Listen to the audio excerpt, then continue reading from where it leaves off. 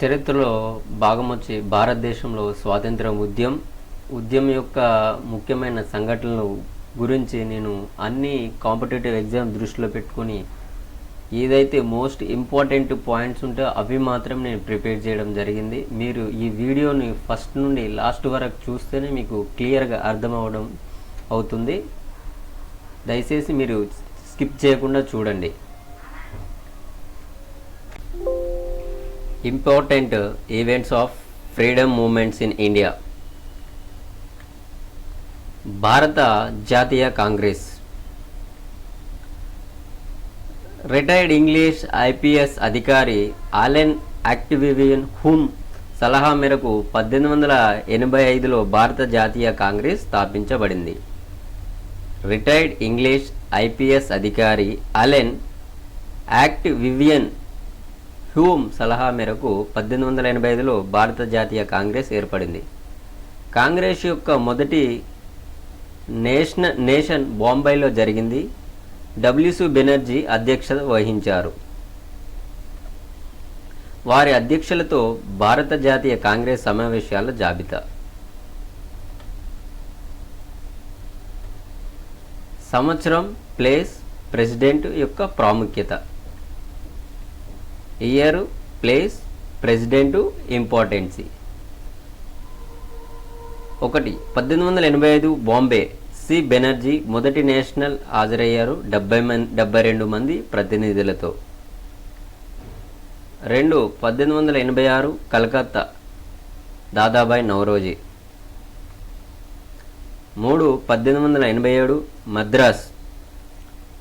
సయ్యద్ బద్రుద్దీన్ త్యాబ్జీ మొదట ముస్లిం అధ్యక్షుడు. 4. 1888 Allahabad. George Yule. 5. 1893 Lahore. Dadabhai Naoroji. 6. 1896 Calcutta. Rahimtulla M Sayani మొదటిసారి జాతీయ పాట వందే మాతరం పాడారు. 7. 1905 బెనారస్. గోపాలకృష్ణ గోఖలే బెంగాల్ యొక్క విభజన వ్యతిరేకంగా ఆగ్రహం వ్యక్తం చేశారు. 8. 1907 సూరత్ రాష్ బీహార్ ఘోష్ పార్టీ విడిపోయింది. విగ్రహవాదుల మరియు మితివాదులు. 1911 కలకత్తా భీషణ్ నారాయణ్ ధార్ జనగణమన పాట పాడారు మొదటిసారిగా. 1911 కలకత్తా భీషణ్ నారాయణ్ ధార్ అనే వ్యక్తి జనగణమన పాట పాడారు మొదటిసారిగా. 10. 1916 లక్నో. అంబికా చరణ్ మజుందార్ లక్నో ఒప్పందం. ఉమ్మడి ముస్లింతో సెషన్.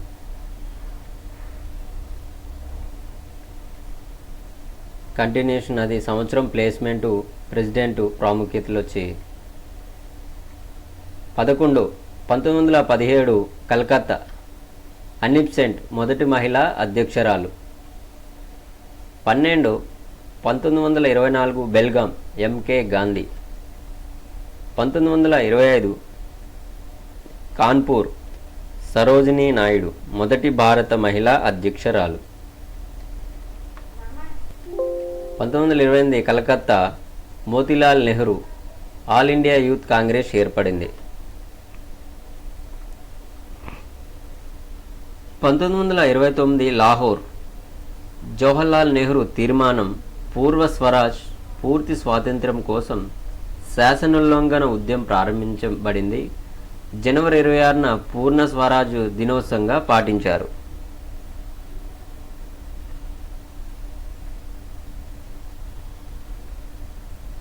16. 1931 కరాచీ. వల్లభాయ్ పటేల్ గాంధీ ఇర్విన్ ఒప్పందం ఆమోదించబడింది. రెండవ రౌండ్ టేబుల్ కాన్ఫరెన్స్లో ఐఎన్సికి ప్రాధాన్యం వహించడానికి గాంధీ నోమి నామినేట్ అండ్ రిజ్యులేషన్ స్వీకరించబడింది. ప్రాథమిక హక్కులు మరియు విధులు మరియు స్వాతంత్ర భారతదేశం యొక్క ఆర్థిక విధానం ఏమిటో అందరి దృష్టిని ఆదరించింది. 1938 హరిపుర సుభాష్ చంద్రబోస్ జాతీయ ప్రణాళిక కమిటీని ఏర్పాటు చేశారు. మరి ఎవరి ఆధ్వర్యంలో అనగా జవహర్లాల్ నెహ్రూ ఆధ్వర్యంలో. 1939 త్రిపుర సుభాష్ చంద్రబోస్ ఎన్నికయ్యారు. కానీ గాంధీ పట్టాభి సీతారామయ్యకు మద్దతిచ్చినందున రాజీనామా చేయవలసి వచ్చింది. బోస్ రాజీనామా తర్వాత రాజేంద్ర ప్రసాద్ నియమితులయ్యారు. 1946 మీరట్ ఆచార్య కృపాలాని స్వాతంత్ర్యానికి ముందు చివరి సెషన్.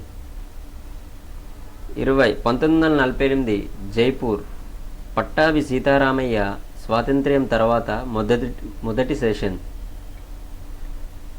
మితివాదులు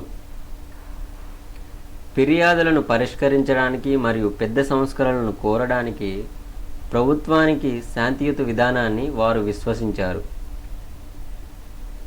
సురేంద్రనాథ్ బెనర్జీ, దాదాబాయి నౌరోజీ, ఫిరోజ్ షా మెహతా, గోపాలకృష్ణ గోఖలే మరియు ఎంజే రనాడే ముఖ్యమైన మితివాదుల నాయకులు. సర్ దాదాబాయి నౌరోజీ, దో the grand old man of India. Dadabhai Naoroji, దో the grand old man of India. Naoroji పుస్తకం part and British rule in India British పాలన యొక్క ఆర్థిక ప్రభావంపై తీవ్ర విమర్శలు చేసింది. దాదాబాయి నౌరోజీ యొక్క పుస్తకం పేరు poverty and British rule in India. మోడరేట్ల డిమాండ్లను పొలిటికల్ మోండికాసిగా వర్ణించింది.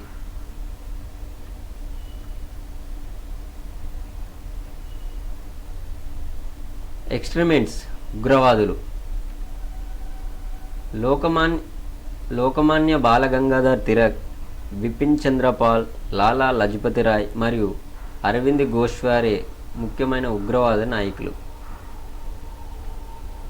తిలక్ స్వరాజ్ నా జన్మ హక్కు స్వరాజ్ జన్మ హక్కు మరియు నేను దాన్ని కలిగి ఉంటాను అనే నినాదాన్ని లేవనెత్తాడు మరియు అతని కేసరి వార్తాపత్రికను ప్రారంభించాడు. 1905 బెంగాల్ యొక్క విభజన. 1905లో లార్డ్ కర్జన్ బెంగాల్ విభజనను చేశాడు. అతను బెంగాల్ను మరియు తూర్పు పశ్చిమ భాగాలుగా 2 భాగాలుగా విభజించాడు.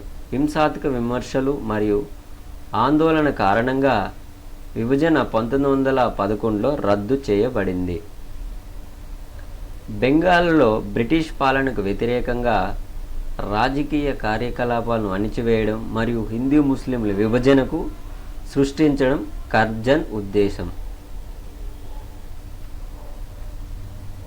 స్వదేశ ఉద్యమం 1905లో.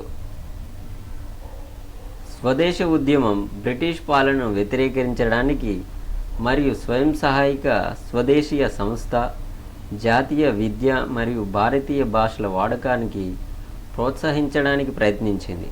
స్వరాజ్య కోసం పోరాడటానికి రాడికల్స్ సామూహిక సమీకరణ మరియు బ్రిటిష్ సంస్థలు మరియు వస్తువులను బహిష్కరించాలని సూచించారు. 1905 ముస్లిం లీగ్ యొక్క నిర్మాణం. 1906లో అఖిల భారత ముస్లిం లీగ్ డెక్కాకు చెందిన సలీముల్లా ఖాన్ నాయకత్వంలో ఏర్పడింది. సూరట్ స్ప్లిట్ 1907. 1907లో జరిగిన సెషన్ కాంగ్రెస్ అధ్యక్షుడికి ఎన్నికపై మితివాదులు మరియు ఉగ్రవాదుల మధ్య యుద్ధ మైదానం. బాలగంగాధర్ తిలక్ తీవ్రవాదుల నాయకుడిగా, గోపాలకృష్ణ గోఖలే మితివాదుల నాయకుడిగా మారారు. మింటో మోర్లీ సంస్కరణలు వచ్చి 1909లో. మింటో మోర్లీ సంస్కరణలు ముస్లింల కోసం ప్రత్యేక ఎలక్ట్రికల్ కోడ్ను ప్రవేశపెట్టాయి. సంస్కరణను మోడరేట్లు విమర్శించారు. మొదటి ప్రపంచ యుద్ధం వచ్చి 1914 నుండి 1918 వరకు అవ్వడం జరిగింది. మొదటి ప్రపంచ యుద్ధం 1914 ప్రారంభమైంది. భారత జాతీయ కాంగ్రెస్ బ్రిటిష్ వారికి మద్దతు ఇచ్చింది. యుద్ధం ముగిసిన తర్వాత వారికి స్వరిపరిపాలన లభించింది. Home rule league 1916. Balagangadhar Tilak 1916లో బాంబేలో హోమ్ రూల్ లీగ్ను ఏర్పాటు చేశాడు. శ్రీమతి అనిప్ సెంట్ చెన్నైలో హోమ్ రూల్ లీగ్ను ప్రారంభించారు. మోతిలాల్ నెహ్రూ మరియు సిఆర్ దాస్ మద్దతు ఇచ్చారు కదిలికకు. లక్నో ఒప్పందం 1916. మితివాదులు మరియు ఉగ్రవాదులు కలిసిపోయారు. కాంగ్రెస్ మరియు ముస్లిం లీగ్ స్వయంపాలన సాధించడానికి ఒకరితో ఒకరు సహకరించుకోవడానికి ఒక ఒప్పందంపై సంతకం చేశారు. ఈ సెషన్లో నెహ్రూ మొదటిసారిగా గాంధీని కలిశాడు. చంపారన్ సత్యాగ్రహం. స్వాతంత్ర్య పోరాట చరిత్రలో చంపారన్ సత్యాగ్రహం 1917లో ఒక ముఖ్యమైన సంఘటనగా పరిగణించబడుతుంది. మహాత్మా గాంధీ ప్రారంభించిన మొదటి భారత శాసనోల్లంఘన ఉద్యమం ఇది. బీహార్లోని చంపారన్ టింకాతియా వ్యవస్థను అభ్యసించారు. ఈ దోపిడీ వ్యవస్థ రైతులు యూరోపియన్ మొక్కల పెంపకదారులచే వారి భూములలో 3/20 వంతులో ఇండిగోను పండించవలసి వచ్చింది. ఈ టింకాతియా వ్యవస్థ రైతులను వ్యతిరేకించారు. చంపారన్ సత్యాగ్రహ విజయం తర్వాత అహ్మదాబాద్ మిల్లు సమ్మె 1918 మరియు ఖేదా సత్యాగ్రహం 1918లో అతని ఫలవంతమైన జోక్యం గాంధీ తనను తాను సామూహిక పోరాట నాయకుడిగా స్థాపించడానికి సహాయపడింది. 1919లో మోంటాంగ్ చెమ్స్ ఫోర్డ్ రిఫార్మెన్స్ యాక్ట్. ఇది కేంద్రంలో మరియు ప్రావిన్స్లలో శాసనసభను విస్తరించింది. ఇది ప్రావిన్స్లలో డయార్కీని పరిచయం చేస్తుంది. ఈ సిక్కులు, ఆంగ్లో ఇండియన్లు మరియు యూరోపియన్లు తమ ప్రత్యేక ప్రతినిధులను పంపడానికి అనుమతించడం ద్వారా మత జాతిపరమైన ఆసక్తిని మరింత ప్రోత్సహించింది. రోలార్ చట్టం 1919. బ్రిటిష్ ప్రభుత్వం 1919లో రోలార్ చట్టాన్ని ఆమోదించింది. ఇది అరెస్ట్ చేయడానికి బ్రిటిష్ ప్రభుత్వానికి అధికారం ఇచ్చింది. వారెంట్ లేకుండా ఎవరినైనా విచారణ లేకుండా జైలు శిక్ష అనుభవిస్తారని. గాంధీ దీన్ని బ్లాక్ యాక్ట్ అని పిలిచారు మరియు నిరసనగా 6 ఏప్రిల్ 1919న దేశవ్యాప్తంగా సత్యాగ్రహానికి పిలుపునిచ్చారు. జలియన్వాలా బాగ్ ట్రెజడీ 1919. జలియన్వాలా బాగ్ ఊచకోత 13 ఏప్రిల్ 1919న జరిగింది. General Dyer British Indian Army యొక్క దళాలను నిరాయుధ పౌరుల సమూహంలోకి కాల్చమని ఆదేశించారు జలియన్వాలా బాగ్లో. ఈ సంఘటన నిరసనగా రవీంద్రనాథ్ ఠాగూర్ తన నైట్ హుడ్ను ధ్వజించారు. గాంధీ తన కైసర్ ఈ హిందూ పతాకాన్ని అప్పగించారు. గాంధీ తన కైసర్ ఈ హిందీ పతాకాన్ని అప్పగించారు. ఖిలాఫత్ మూమెంట్ 1919. భారతదేశంలో ముస్లింలు తమ మత అధిపతి అయిన టర్కిష్ ఖలీఫ్ను అవమానించడాన్ని నిరసన వ్యక్తం చేశారు. ది ఆలీ బ్రదర్స్, మహమ్మద్ అలీ మరియు షౌకత్ అలీ మరియు మౌలానా అబ్దుల్ కలాం ఆజాద్ ఖిలాఫత్ నిర్వహించారు. ఈ ఉద్యమానికి గాంధీ మద్దతు ఇచ్చారు. నాన్ కోఆపరేషన్ మూమెంట్ 1920 నుండి 1922 వరకు. కలకత్తా సమావేశంలో సహకార ఉద్యమాన్ని ప్రారంభించాలని గాంధీ నిర్ణయించుకున్నారు.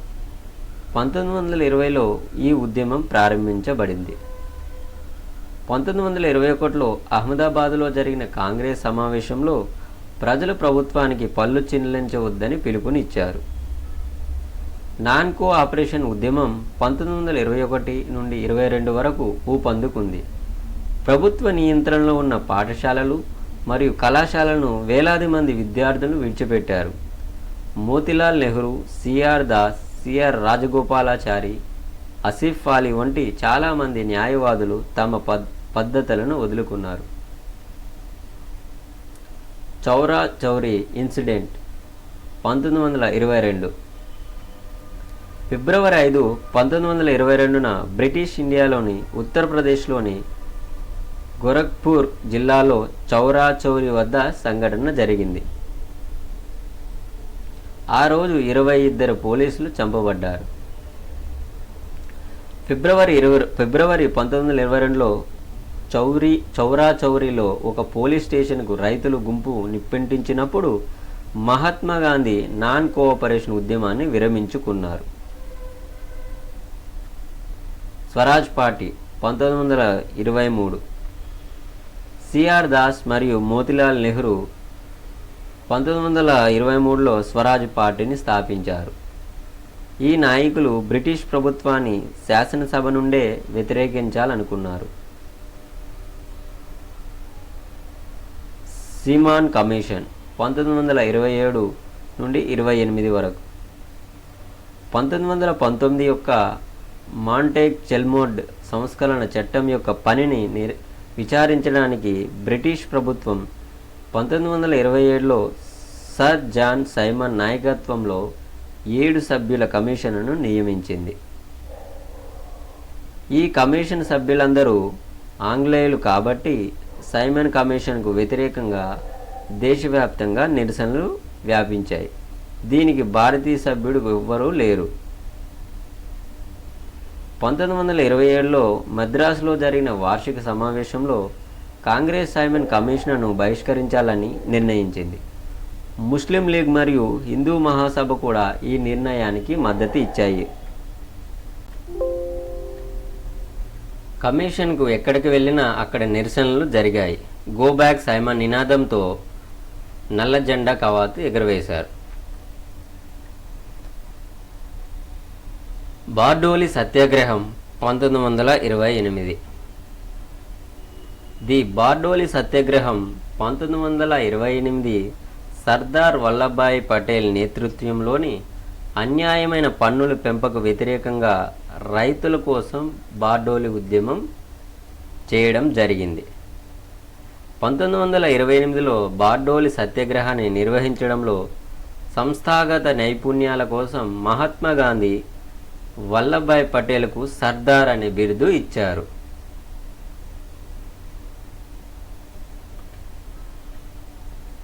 ది లాహోర్ కాంగ్రెస్ 1929 1929లో జవహర్లాల్ నెహ్రూ అధ్యక్షుడు. ఓడా ఆధ్వర్యంలో లాహోర్లో కాంగ్రెస్ సమావేశమైంది. ఇది పూర్ణ స్వరాజ్ లేదా భారతదేశానికి పూర్తి స్వాతంత్ర్యం దాని లక్ష్యంగా ఉంది. 1929 డిసెంబర్ 31న అర్ధరాత్రి నినాదాల మధ్య త్రివర్ణ జెండా రావి నది ఒడ్డున విప్పబడింది. 1929 డిసెంబర్ 31 అర్ధరాత్రి నినాదాల మధ్య త్రివర్ణ జెండా వచ్చి రావి నది ఒడ్డున విప్పబడింది. వందే మాతరం పర్యవసానంగా జనవరి 26, 1930ను దేశవ్యాప్తంగా స్వాతంత్ర దినోత్సవం జరుపుకున్నారు. ఉప్పు సత్యాగ్రహం 1930 ఉప్పు చట్టాలను ఉల్లంఘించడానికి గాంధీజీ మరియు సరోజినీ నాయుడు సహా 78 మంది అనుచరులు అహ్మదాబాద్లోని సబర్మతి ఆశ్రయం నుండి గుజరాత్ తీరంలోకి దండీకి బయలుదేరారు. ఈ మార్చును దండీ మార్చ్ అని పిలుస్తారు. లార్డ్ ఇర్విన్ గాంధీతో చర్చలు జరిపారు. దీని ఫలితంగా గాంధీ ఇర్విన్ ఒప్పందం 5 మార్చి 1931న జరిగింది. హింసకు పాల్పడనని రాజకీయ ఖైదీలందరినీ వెంటనే విడుదల చేయాలని జప్తు చేసిన భూమిని తిరిగి ఇవ్వాలని మరియు రాజీనామా చేసిన ప్రభుత్వ ఉద్యోగులపై సున్నితమైన చికిత్స చేయాలని బ్రిటిష్ వారు అంగీకరించారు. ఇది తీర ప్రాంత గ్రామాల ప్రజలకు వినియోగం మరియు అహింసా పికెటింగ్ కోసం ఉప్పు తయారు చేయడానికి అనుమతి ఇచ్చింది. శాసనోల్లంఘన ఉద్యమాన్ని నిలిపివేసి సమావేశానికి హాజరు కావడానికి కాంగ్రెస్ అంగీకరించింది. గాంధీ 7 సెప్టెంబర్ 1931న ప్రారంభమైన రెండవ రౌండ్ టేబుల్ సమావేశానికి హాజరయ్యారు. 1932 యొక్క కమ్యూనిటీ అవార్డు మరియు పూనా ఒప్పందం. బ్రిటిష్ ప్రధానమంత్రి ఎంసి డొనాల్డ్ 1932లో మత పురస్కారం అని పిలువబడే ఒక పథకాన్ని ప్రకటించారు. ఇది మైనారిటీలు మరియు అనాగరిక వర్గాలకు ప్రత్యేక ఓటర్లను అందించింది. పూనా ఒప్పందం 1932లో బిఆర్ అంబేద్కర్ మరియు మహాత్మా గాంధీ మధ్య జరిగిన ఒప్పందాన్ని సూచిస్తుంది. ది గవర్నమెంట్ ఆఫ్ ఇండియా చట్టం 1935. భారత ప్రభుత్వ చట్టం 1935 శాసనోల్లంఘన ఉద్యమం యొక్క ముఖ్యమైన సానుకూలత ఫలితాలలో ఒకటి. భారత ప్రభుత్వ చట్టం 1935 యొక్క కొన్ని లక్షణాలు: 1. ప్రాంతీయ స్వయం ప్రతిపత్తిని ప్రవేశపెట్టారు. 2. ప్రావిన్సులలో వివరణ రద్దు చేసింది. 3. కేంద్రంలో ఫెడరల్ ప్రభుత్వాన్ని ఏర్పాటు చేశారు. 4. ప్రావిన్సులు మరియు కేంద్రాల మధ్య విభేదాలను నిర్ణయించడానికి ఫెడరల్ కోర్టును ఏర్పాటు చేయడానికి అందించబడింది. 5. ఫెడరల్ బ్యాంక్ స్థాపన కోసం అందించబడింది. ఈ చట్టం ద్వారా బర్మా 1937లో భారతదేశం నుండి వేరు చేయబడింది. వ్యక్తిగత సత్యాగ్రహం. ఆగస్టు 1947లో వైస్రాయ్ లిన్లిగ్తో యుద్ధ ప్రయత్నాలకు కాంగ్రెస్ మద్దతుకు ప్రతిఫలంగా ఒక ప్రతిపాదన ఇచ్చారు. అయితే పేర్కొనబడని భవిష్యత్తులో ఆధిపత్య హోదా ఇవ్వడం కాంగ్రెస్కు ఆమోదయోగం కాదు. ఏదేమైనా జర్మనీ మరియు ఇటలీ యొక్క ఫాసిస్ట్ శక్తులకు వ్యతిరేకంగా పోరాడటంలో బ్రిటిష్ వారిని అడ్డుకోవటానికి ఇష్టపడేది లేదు. అందువల్ల కొంతమంది వ్యక్తులు అందించే పరిమిత సత్యాగ్రహాన్ని గాంధీ ప్రకటించారు. భారతదేశం నాజియాన్ని వ్యతిరేకిస్తున్నప్పటికీ అది స్వచ్ఛందంగా యుద్ధంలోకి ప్రవేశించలేదని ప్రపంచానికి తెలియజేయడం దీని లక్ష్యం. వినోబా భావే 17 అక్టోబర్ 1940న సత్యాగ్రహాన్ని అందించిన మొదటి వ్యక్తి. 1940 పాకిస్తాన్ కోసం డిమాండ్. పాకిస్తాన్ ప్రత్యేక దేశం కోసం ముస్లిం లీగ్ యొక్క డిమాండ్ లాహోర్ సెషన్లో 1940 మార్చిలో మహమ్మద్ అలీ జిన్నా రెండు దేశాల సిద్ధాంతాన్ని ముందుకు తెచ్చారు. క్రిప్స్ మిషన్ 1942. సర్ స్టాఫర్డ్ క్రిప్స్ బ్రిటిష్ ప్రభుత్వం మార్చ్ 1942లో భారత నాయకులతో చర్చలు జరిపేందుకు పంపబడింది. సర్ స్టాఫర్డ్ క్రిప్స్ బ్రిటిష్ ప్రభుత్వం మార్చ్ 1942లో భారత నాయకులతో చర్చలు జరిపించేందుకు పంపబడింది. రెండవ ప్రపంచ యుద్ధం తర్వాత క్రిప్స్ భారతీయులకు డొమినియల్ హోదాను ఇచ్చింది మరియు కొత్త రాజ్యాంగాన్ని రూపొందించడానికి వారు అనుమతి లభించింది. The క్రిప్స్ machine offer. యుద్ధం తర్వాత డొమినియల్ స్థితి యొక్క మంజూరు, పాకిస్తాన్ డిమాండ్ కోసం అంగీకారాన్ని సూచిస్తూ బ్రిటిష్ వారితో భారత యువరాజుల ప్రత్యేక ఒప్పందం కుదుర్చుకోవచ్చు. యుద్ధ సమయంలో రక్షణపై బ్రిటిష్ నియంత్రణ. కాంగ్రెస్ మరియు ముస్లిం లీగు ఈ రెండు ప్రతిపాదనలను తిరస్కరించాయి. క్రాష్ అవుతున్న బ్యాంకుపై పోస్ట్ డేటెడ్ చెక్కుగా గాంధీ ఈ ప్రతిపాదనలో పిలిచారు.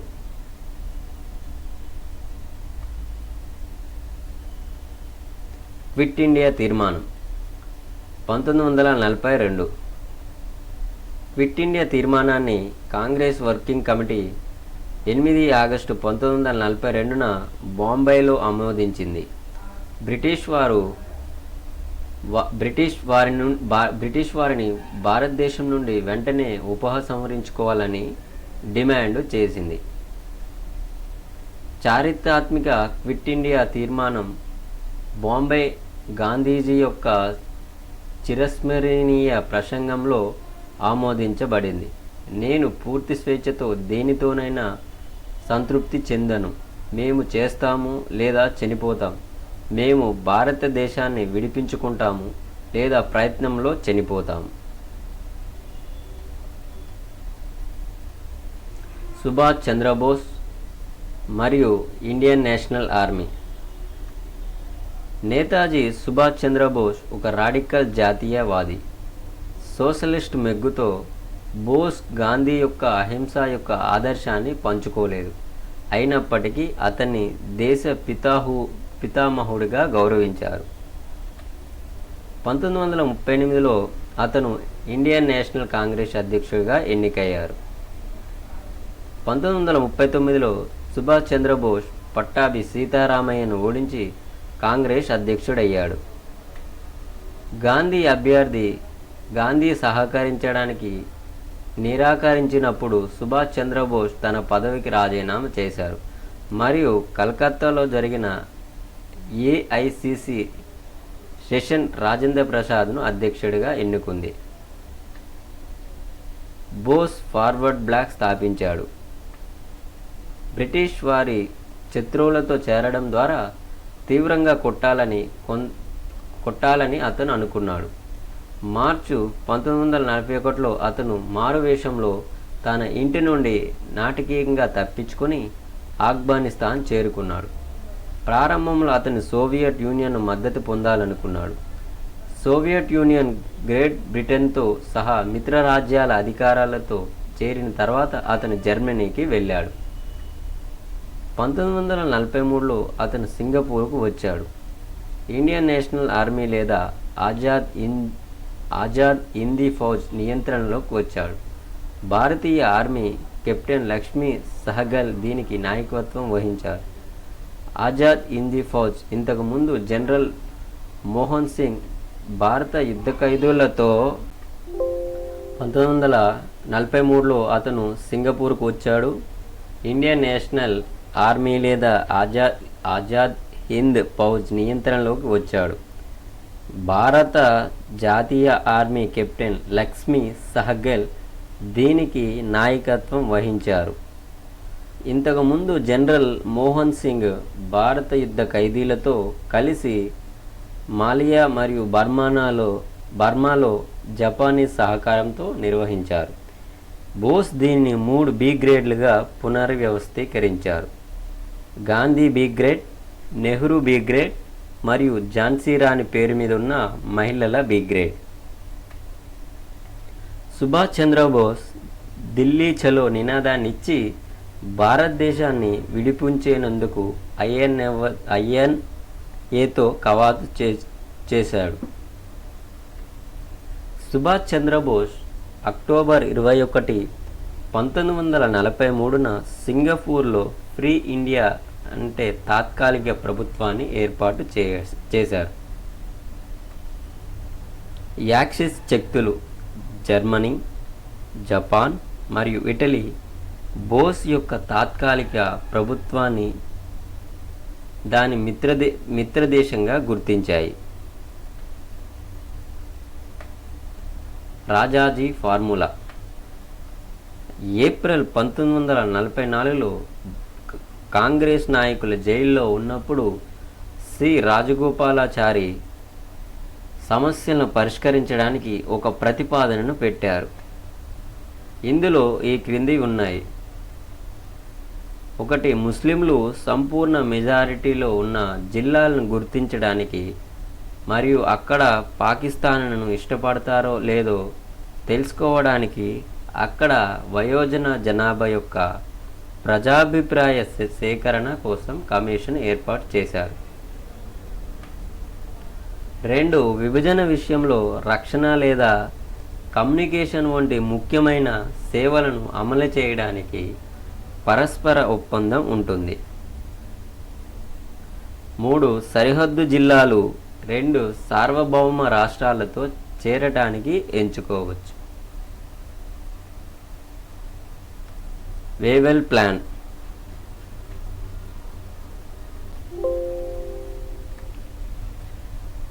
1 కేంద్రంలో కొత్త ఎగ్జిక్యూటివ్ కౌన్సిల్ ఏర్పాటు. ఇందులో వైస్రాయ్ మరియు కమాండర్ ఇన్ చీఫ్ మినహా సభ్యులందరూ భారతీయులు.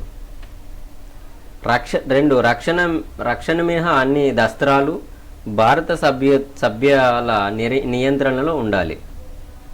3 కుల హిందువులు మరియు ముస్లింలకు కౌన్సిల్లో సమాన సంఖ్యలో ప్రతినిధులు మరియు షెడ్యూల్ కులాలకు ప్రత్యేక ప్రాధాన్యత. 4 కొత్త రాజ్యాంగం కోసం చర్చలు ప్రారంభం. The cabinet mission 1946. మార్చి 1946లో క్యాబినెట్ మిషన్ భారతదేశాన్ని సందర్శించింది. అధికార బదిలీ గురించి భారత నాయకుడితో చర్చలు జరిపింది. ఫెడరల్ ప్రభుత్వాన్ని కమిటీ సిఫార్సు చేసింది. భారతదేశ భవిష్యత్తు రాజ్యాంగాన్ని రూపొందించడానికి అసెంబ్లీని ఎన్నుకున్నారు. ప్రత్యక్ష కార్యాచరణ ప్రచారం ఆగస్టు 16, 1946. ముస్లిం లీగు ఆగస్టు 16, 1946న ప్రత్యక్ష కార్యాచరణ ప్రచారాన్ని ప్రారంభించింది. దీని ఫలితంగా దేశంలో భారీ మత అల్లర్లు జరిగాయి. మధ్యంతర ప్రభుత్వం 1946. సెప్టెంబర్ 2, 1946న కొత్తగా ఎన్నికైన రాజ్యాంగ అసెంబ్లీ భారతదేశ తాత్కాలిక ప్రభుత్వాన్ని ఏర్పాటు చేసింది. ఇది 1947 ఆగస్టు 15 వరకు ఉంది. జవహర్లాల్ నెహ్రూ నేతృత్వంలోని తాత్కాలిక ప్రభుత్వం సెప్టెంబర్ 1946లో ఏర్పడింది. అసెంబ్లీ నిర్మాణం డిసెంబర్ 9, 1946. రాజ్యాంగ అసెంబ్లీ డిసెంబర్ 9, 1946న ఏర్పడింది మరియు డాక్టర్ అంబేద్కర్ దాని అధ్యక్షుడిగా ఎన్నికయ్యారు. అట్లస్ యొక్క ప్రకటన. ప్రధానమంత్రి క్లెమెంట్ అట్లీ ఫిబ్రవరి 20, 1947లో ప్రకటించారు. 1 జూన్ 3, 1948 నాటికి బ్రిటిష్ ప్రభుత్వం బ్రిటిష్ ఇండియాకు పూర్తి స్వపరిపాలన మంజూరు చేస్తుంది. 2 తుది బదిలీ తేదీ నిర్ణయించిన తర్వాత రాచరిక రాష్ట్రాల భవిష్యత్తు నిర్ణయించబడుతుంది. మౌంట్ బాటన్ ప్లాన్ లేదా జూన్ 3 ప్లాన్ భారతదేశంలో 2 వేరువేరు దేశాలుగా విభజించబడింది. ప్రిన్స్లీ స్టేట్స్ భారతదేశం లేదా పాకిస్తాన్లో చేరడానికి లేదా ఎప్పుడైనా స్వతంత్రంగా ఉండటానికి స్వేచ్ఛను పొందుతాయి. ఆగస్టు 15, 1947 భారతదేశం మరియు పాకిస్తాన్లకు అధికారాన్ని నిర్వహించడానికి తేదీ నిర్ణయించబడింది. రాడిక్లిఫ్ బ్రౌన్ ఆధ్వర్యంలో సరిహద్దు కమిషన్ను ఏర్పాటు చేయాల్సి ఉంది మరియు అధికార బదిలీ తర్వాత అవార్డు ప్రకటించబడుతుంది. పంజాబ్ మరియు బెంగాల్ శాసనసభలు విభజన చేయాలా వద్దనే దానిపై ఓటు వేస్తాయి.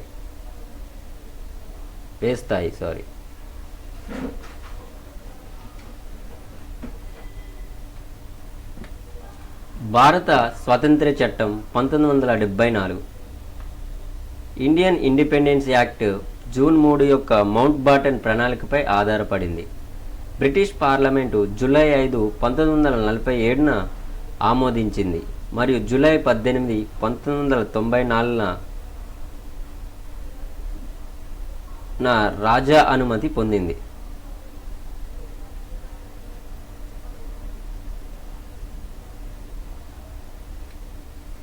భారతదేశం యొక్క విభజన మరియు 2 డొమినియన్ ఇండియా మరియు పాకిస్తాన్ల స్థాపన కోసం ఈ చట్టం అందించబడింది. స్వాతంత్రం పొందిన సమయంలో క్లెమెంట్ అట్లీ బ్రిటిష్ ప్రధాని. భారతదేశం యొక్క స్వాతంత్ర్యం మరియు విభజన. జూలై 18, 1947న బ్రిటిష్ పార్లమెంటు భారత స్వాతంత్ర చట్టాన్ని అమలు చేయడం ద్వారా మౌంట్ బాటన్ ప్రణాళిక అమలులోకి వచ్చింది. ఈ చట్టం భారతదేశంపై బ్రిటిష్ పార్లమెంటు సార్వభౌమత్వాన్ని రద్దు చేసింది.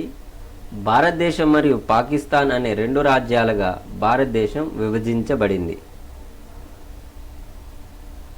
ఆగస్టు 15, 1947న భారతదేశం స్వాతంత్ర్యం పొందింది.